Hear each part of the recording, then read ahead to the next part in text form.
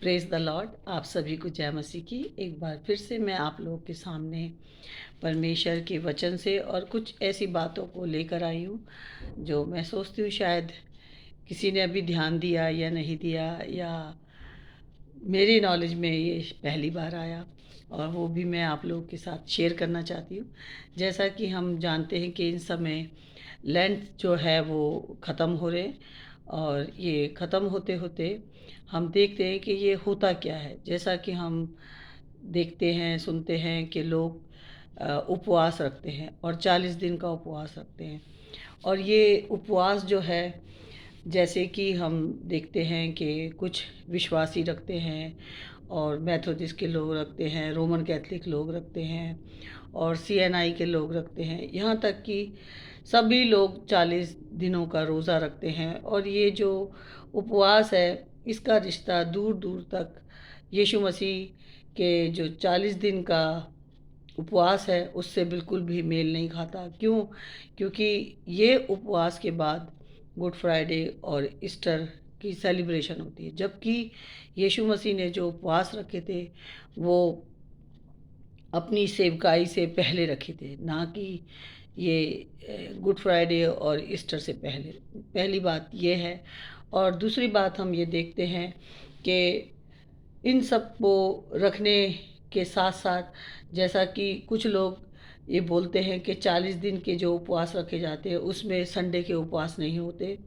और कुछ लोग ये जो कि मसीह यीशु मसीह ने बिल्कुल भी इस तरह का फास्ट नहीं रखा, उपवास नहीं रखा, और साथ ही साथ यीशु मसीह ने एक भी अनाज का दाना नहीं खाया। जैसा कि लोग बहुत सिंपल खाना खाते हैं, इन 40 दिनों में मीट नहीं खाते, इन 40 दिनों में मतलब नॉनवेज नहीं खाते। वो लोग कोशिश करते हैं कि नॉनवेज ना खाएं, बहुत सिंपल खाना खाते हैं। जबकि ये उपवास जो है वो यीशु मसीह के साथ कहीं पर भी मेल नहीं खाते। और ये जो उपवास है, जो कि बाइबल के हिसाब से हम देखते हैं, बाइबल में जो बातें लिखी हैं, और उनके साथ साथ हम देखते हैं कि ये उपवास जो है कहीं पर भी मेल ना खाने के कारण हम यहाँ देखते हैं कि एक कहानी है जो कि हम पढ़ते हैं बाइबल से। निम्रोद नाम का जो व्यक्ति था, निम्रोद जो कि अपने समय का बहुत ही ज़्यादा कहना चाहिए पहला वीर हुआ। ये उत्पत्ति 10 में लिखा है कि वो कूश के वंश में निम्रोद भी हुआ, पृथ्वी पर पहला वीर वही हुआ। वह यहोवा की दृष्टि में पराक्रमी खेलने वाला ठहरा। और इससे यह कहावत चली कि निम्रोद के समान यहोवा की दृष्टि में पराक्रमी शिकार खेलने वाला।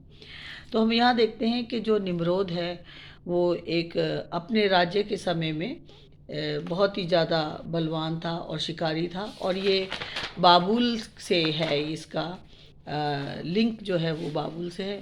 और निम्रोद जो राजा था उसकी जो रानी थी वो सेमी रामिस थी। और निम्रोद जब मर गया तो सेमी रामिस ने क्या कहा, अपने राज्य के लोगों को बोला कि मेरा जो पति है वो सूर्य बन गया है। और सूर्य बनने के बाद उसने क्या किया, अपने राज्य में सब लोगों से सूर्य की पूजा कराई। और यहाँ हम देखते हैं कि सूर्य की पूजा उस समय शुरू हो गई। और उसके बाद वो एक दिन कहती है कि मैं गर्भवती हो गई, मुझे गर्भ धारण हुआ है। और सूर्य से उसको जो बच्चा पैदा हुआ वो लड़का पैदा हुआ। और इस तरह से उसका नाम जो है तम्मूज़ रखा गया। और जो कि हमें मिलता है हिजकेल की पुस्तक। और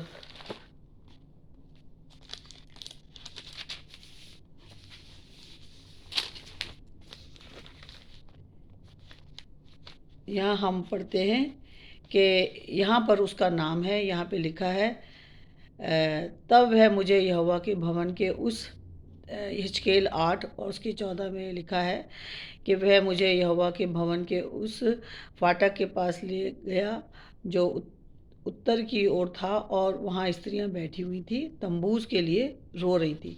तो हम यहाँ देखते हैं कि यहाँ से जो है वो जो निम्रोद का बेटा है जिसका नाम तम्मूज है, और जो अपने आप को इस तरह से दिखाती है जैसे मरियम और यीशु मसीह को वो अपने आप को घोषित करती है। और एक दिन क्या हुआ कि उसका जो बेटा था तम्मूज, जो कि वो भी शिकारी था, और शिकारी वो शिकार खेलने के लिए गया, तो जंगली सुअर ने उसको मार डाला। और जब उसको ये पता चला कि उसका बेटा जो कि जंगली सुअर ने उसे मार डाला, तो उसने अपने राज्य में क्या किया, औरतों को बोला कि अब क्या करो, तुम लोग क्या करो, तम्बूज के लिए रो।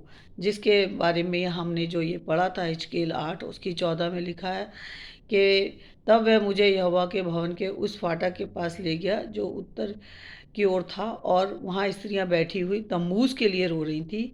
तब उसने मुझसे कहा, ये मनुष्य के संतान, हे मनुष्य के संतान, क्या तूने ये देखा?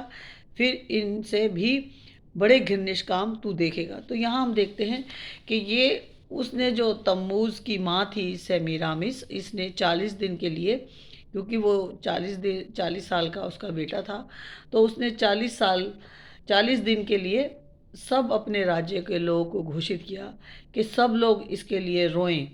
और 40 दिन तक वो कभी रोएंगे और कभी विलाप करेंगे। इस तरह से 41वें दिन में क्या होगा कि हम जश्न मनाएंगे। उसने अपने राज्य में ये घोषणा की। और यहाँ पर हम देखते हैं कि इस कहानी में से पहले जो कभी उन लोगों ने शोक मनाया था, लेकिन 41वें दिन उन्होंने क्या करा, जश्न मनाया। तो यीशु मसीह के उपवास से इसको कहीं से भी हम जोड़ नहीं सकते। यीशु के चेलों ने ना तो खुद 40 दिन के उपवास रखे यीशु मसीह के जी उठने के बाद, ना ही उनके चेलों ने भी ये इस तरह के उपवास रखे 40 दिन के। और जब रोमन कैथलिक चर्च का जब चर्च आया, तो उन लोगों ने इस रीति को चलाया, और जो कि वो चाहते थे कि मूर्ति पूजक जो मसीह में आ गए हैं वो भी इस तरह के उपवास रखें। और जबकि हम देखते हैं कि जो ये 40 दिन के उपवास हैं, यीशु मसीह के उपवास नहीं है, ये तम्मूज जो उसके सिमरामिस का बेटा, निम्रोद का बेटा था, उस तरह का उपवास जो कि उसने रखा था। और इस रीति को जो था रोमन कैथलिकों ने फैला दिया, और ये 325 एडी में इस रीति से ये जो उपवास थे शुरुआत हुई। और ये जो डेट निकाली जाती है जो ईस्टर की, ये भी पूर्णिमा के चांद को देखकर, हर साल पूर्णिमा का चांद कब पूरा चांद आता है उसके बाद से ये डेट को निकाला जाता है। कभी ऐसा हो सकता है कि एक मनुष्य एक डेट पे पैदा हो और मरता भी वो एक डेट पर है, लेकिन यीशु मसीह के साथ ही ऐसा क्यों किया गया? और यहाँ हम देखते हैं कि परमेश्वर का वचन जो है वो हमें क्या सिखाता है। वो हमें बताता है कि हमें इन सब कामों से जो कि ये लोग कर रहे हैं आज के समय में, परमेश्वर का वचन हमें क्या कहता है। हम यिर्मयाह की पुस्तक उसके 10 अध्याय और उसकी 2 आयत को पढ़ते हैं, तो यहाँ पर लिखा है, अन्य जातियों की चाल मत सीखो। हमें परमेश्वर का वचन कहता है कि अन्य जाति की चाल मत सीखो, ना उनके समान आकाश के चिन्हों से विस्मित हो, इसलिए कि अन्य जाति लोग उनसे विस्मित होते हैं। हमें इन सब कामों को नहीं करना। कभी सोचा है जो लोग ये 40 दिन के फास्ट रखते हैं, क्यों यीशु मसीह के मरने की डेट को बार बार बदल दिया जाता है? क्या यीशु मसीह हर साल अलग डेट पे मरता है? ऐसा तो नहीं है। लेकिन ये क्यों क्यों इस तरह की रीति रिवाज, एक विश्वासी जो नहीं इस बात की खोजबीन करता वो भी इसको फॉलो करता है। तो ये क्यों हमारे ही प्रभु यीशु मसीह के साथ हुआ? इसका कोई बाइबल से कोई भी हमने ऐसा नहीं देखा कि हमें उपवास रखना है। हम किसी भी दिन उपवास रख सकते हैं। हमें कोई उपवास, हम लोग मुश्किल समय में ज़्यादातर उपवास रखते हैं। अगर किसी तरह की मुश्किल हो या किसी तरह की ऐसी कोई तकलीफ़ हो, हम उस समय भी उपवास रख सकते हैं। हमारे लिए कोई भी उपवास के लिए कोई ज़ोर ज़बरदस्ती नहीं है कि हमें उपवास इस दिन करना है, इस तारीख को करना है। ऐसा हमारे लिए नहीं है। परमेश्वर ने हमें फ्री विल दिया। प्रभु यीशु मसीह ने जो उपवास रखे थे वो अपनी सेवकाई से पहले थे, और प्रभु यीशु मसीह ने खाना नहीं खाया, पानी पिया होगा लेकिन खाना नहीं खाया।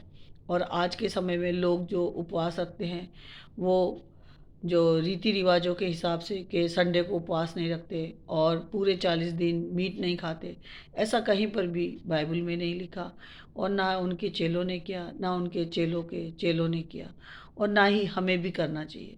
हमें होशियार होना चाहिए। हमें खरी शिक्षाओं में चलते हुए हमें इस बात का ध्यान रखना है कि ये जो 40 दिन के रोज़े हैं ये हम क्यों रखते हैं, हमें क्या बोला गया है? हमें प्रभु यीशु मसीह ने नहीं बोला, तो हमें भी ये 40 दिन के रोज़े नहीं रखने चाहिए।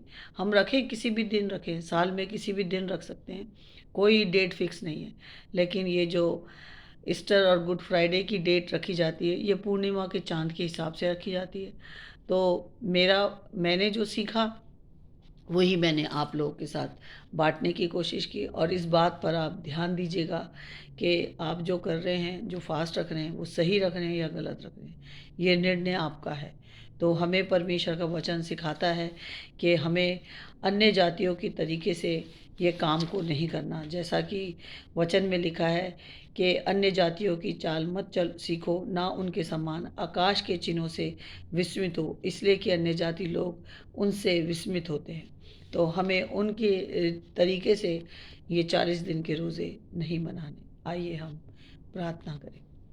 महान जीवित पिता परमेश्वर, मैं आपका धन्यवाद करती हूँ कि ये जो भेद की बातें हैं जिसे वचन हमें सिखाता है कि हमें उन लोगों के समान नहीं होना जो चाँद और सितारों पर डिपेंडेबल हैं, जो चाँद और सितारों को देखकर इन सब चीज़ों पर विश्वास करते हैं। हमें जो विश्वास करना है वो खरी शिक्षाओं में बढ़ते हुए विश्वास करना है, क्योंकि ये जो 40 दिन के रोज़ों की हर साल जो डेट बदल दी जाती है, ये किसने स्टार्ट की? जैसे कि 325 एडी के समय जब रोमन कैथोलिक चर्च स्टार्ट हुए, तब से ये जो रीति चलाई जा रही है। और ये रीति जो है, अगर जो भी कोई भाई बहन इस समय मेरे वीडियो को देख रहा है वो सोचे, वो अपने आप को जानने की कोशिश करे, परमेश्वर के वचन को पढ़ने की कोशिश करे कि ये ऐसी रीति रिवाज क्यों हमारे प्रभु यीशु मसीह के साथ जोड़ दिए गए, जबकि हमारे प्रभु यीशु मसीह ने किसी को भी नहीं कहा ज़बरदस्ती कि तुम लोग इस तरह के फास्ट रखो।